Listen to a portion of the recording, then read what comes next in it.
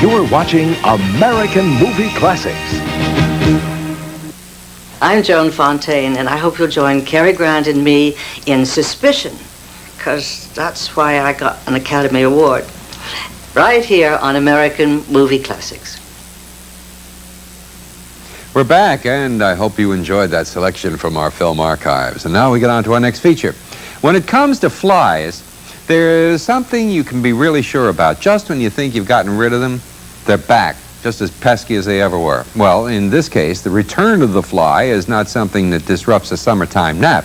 It's the sequel to the first Fly movie, which starred Al, or David, whichever you prefer, Hedison, and Vincent Price, of course. Now, remember, Hedison was killed off in the original Fly that we saw just a while back, so he couldn't return.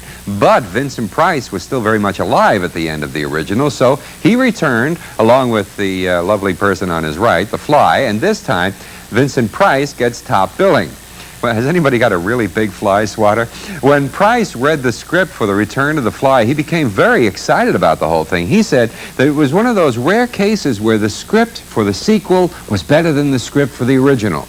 Shortly after The Fly was released, its producer-director Kurt Newman passed away, so 20th Century Fox hired Edward Burns to take over the reins for the sequel.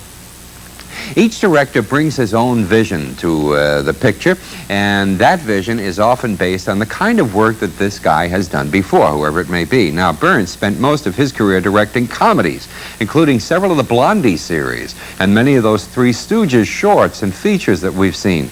His only experience with horror films was The Bowery Boys Meets the Monsters. Well, that wasn't exactly a horror film, wasn't it? Now, Burns changed this movie to meet his idea of what really works in the movie.